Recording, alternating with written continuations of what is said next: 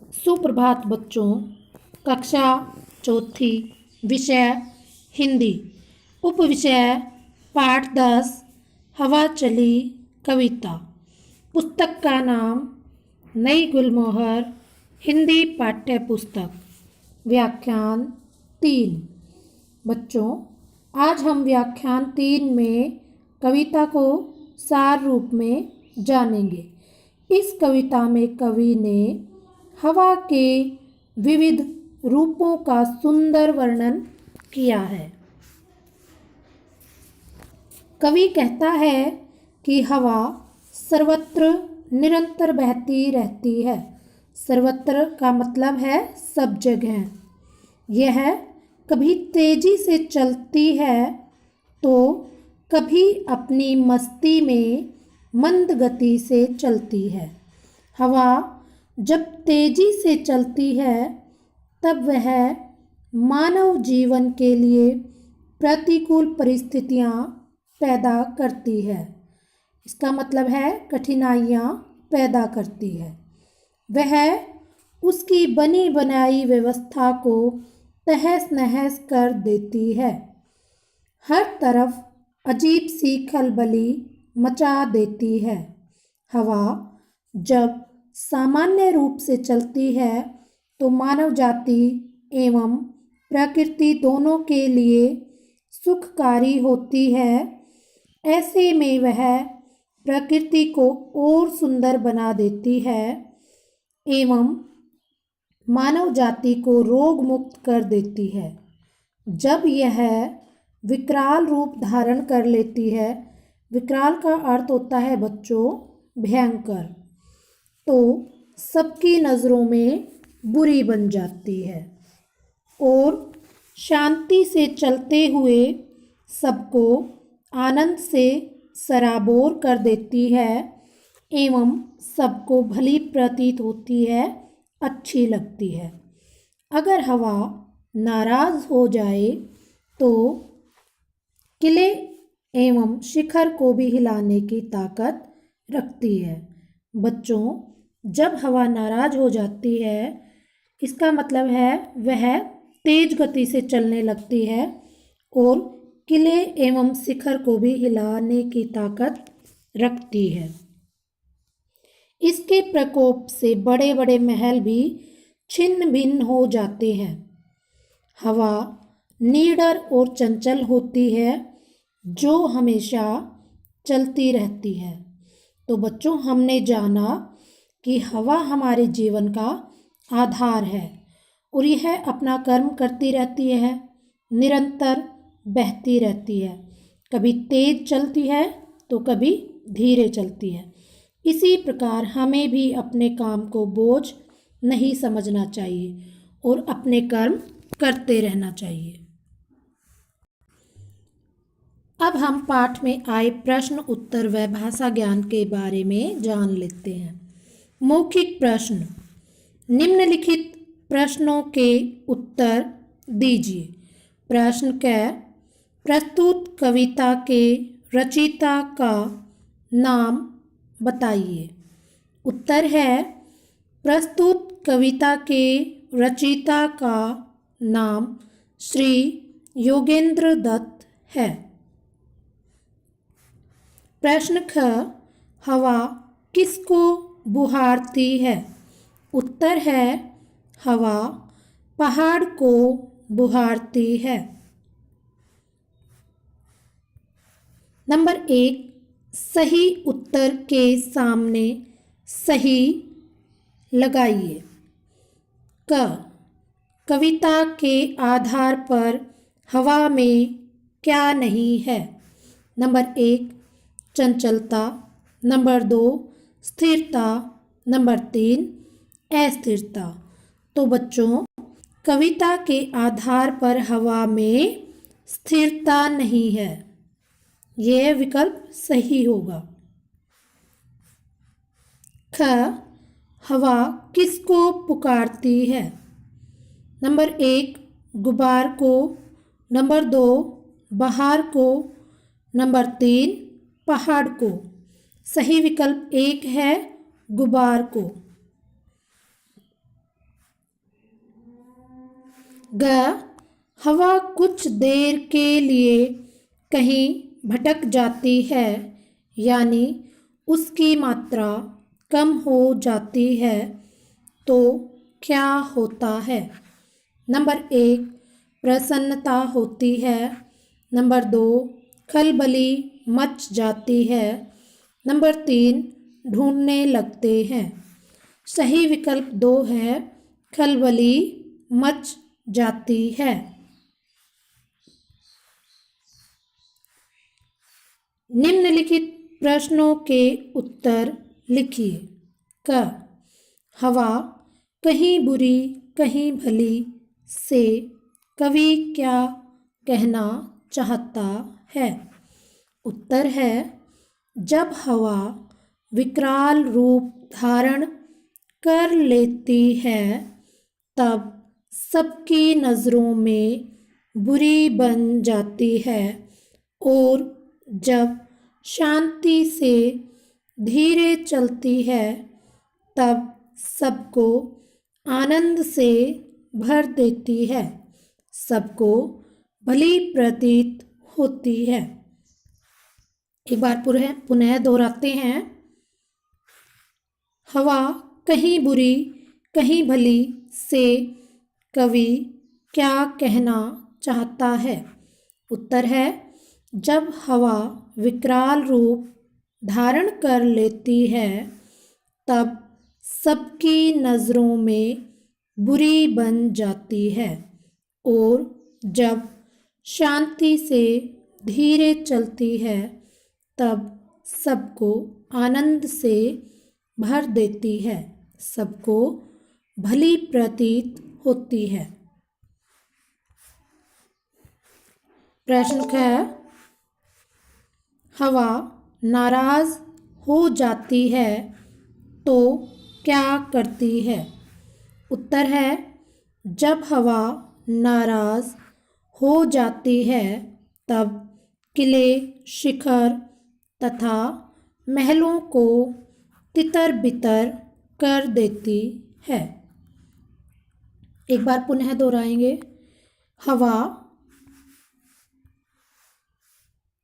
हवा नाराज हो जाती है तो क्या करती है? उत्तर है, जब हवा नाराज हो जाती है, तब किले शिखर तथा महलों को तितर बितर कर देती है। भाषा ज्ञान नंबर 1 दिए गए शब्दों के 3 पर्यायवाची शब्द लिखिए। क हवा, पवन वायु समीर। ख पहाड़, शैल गिरी अचल। नंबर 2 तुक वाले शब्द लिखिए। क गली चली। ख उतारती पुकारती। ग पड़ी अड़ी। घ बिफर शिखर। अंग उधर इधर। च झोपड़ी खोपड़ी। छ भटक अटक। ज बुहारती संवारती। नंबर 3 उदाहरण के अनुसार नीचे दिए गए शब्दों के सामने उचित क्रिया शब्द लिखकर वाक्य पूरे कीजिए। उदाहरण, हवा चलती है। इस प्रकार हमें वाक्य पूरे करने हैं। क हवाई जहाज उड़ता है। ख चिड़िया फुदकती है। ग नाव तैरती है। घ सांप रेंगता है। अंग फूल खिलता है। च गाड़ी चलती है। वर्ण विच्छेद कीजिए। क रुकी। र जमा ऊ जमा क जमा ई रुकी। ख अजीब। अ जमा ज जमा ई जमा ब जमा अ अजीब। ग संवारती। स जमा अ जमा व जमा आ जमा र जमा अ जमा त जमा ई संवारती। घ उतावला। ऊ जमा त जमा आ जमा व जमा अ जमा ल जमा आ उतावला। पाठ 10 हवा चली कविता। व्याख्यान 3 प्रदत्त कार्य। बच्चों, आज आपको प्रदत्त कार्य दिया जा रहा है। इसमें आपको दिनांक भी लिखना है, अपना नाम भी लिखना है, कक्षा भी लिखोगे और अपना अनुक्रमांक रोल नंबर भी लिखोगे। साफ व सुंदर लेख में अपनी कॉपी में लिखोगे। प्रश्न 1 हवा किसको पुकारती है? आपने कविता को अच्छे से जाना। अब आप इसका उत्तर लिखोगे। हवा किसको पुकारती है? प्रश्न 2 उचित क्रिया शब्द लिखकर वाक्य पूरे कीजिए। हमने पाठ में जाना कि क्रिया शब्दों से वाक्य को किस प्रकार पूरा करते हैं। अब आप वाक्य पूरे करेंगे। क हवाई जहाज रिक्त स्थान। ख चिड़िया रिक्त स्थान। ग नाव रिक्त स्थान। घ फूल रिक्त स्थान। प्रश्न 3 वर्ण विच्छेद कीजिए। आपने जाना बच्चों कि वर्णों के टुकड़े करके लिखना वर्ण विच्छेद कहलाता है। अब आपको वर्ण विच्छेद करना है। क रुकी, इसका वर्ण विच्छेद आप लिखोगे। ख नाव। ग गली। घ वायु। नंबर 4 निम्नलिखित शब्दों के अर्थ लिखिए। बच्चों, हमने कविता के बाद शब्दों के अर्थ जाने थे। अब आपको शब्दों के अर्थ लिखने हैं। क मनचली, इसका क्या अर्थ है वह आपको लिखना है। ख धमा चौकड़ी, इसका अर्थ आपको लिखना है। ग खलबली। घ तितर बितर। अंग बुहारना। प्रश्न 5 प्रस्तुत कविता के रचयिता का नाम बताइए। बच्चों, जब हमने कविता को पढ़ा था तब हमने जाना था कि इसके रचयिता का क्या नाम है। आपको कविता के रचयिता का नाम यहाँ पर लिखना है। पाठ 10 हवा चली कविता। व्याख्यान 2 गृह कार्य का हल। बच्चों, आपको जो व्याख्यान 2 में गृह कार्य मिला था, अब हम उसके हल को जानेंगे। उम्मीद है आप सभी ने कर लिया होगा। निम्नलिखित काव्य पंक्तियों को अपने शब्दों में लिखो। इसे उठा, उसे पटक। इसका अर्थ है बच्चों, हवा सब कुछ तहस नहस कर देती है।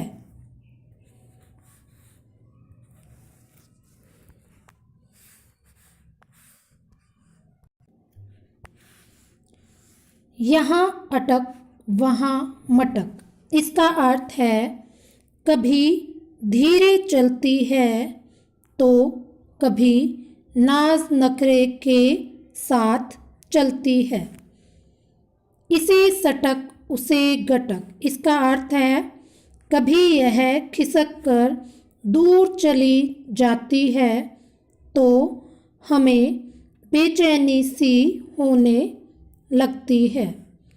कभी कहीं गई भटक। इसका अर्थ है कभी यह भटक कर दूर चली जाती है। मचा अजीब खलबली, इसका अर्थ है कभी यह अजीब सी हलचल मचा देती है। हवा चली, इसका अर्थ है हवा निरंतर बहती है, सर्वत्र बहती रहती है। इन पंक्तियों को एक बार पुनः जानते हैं।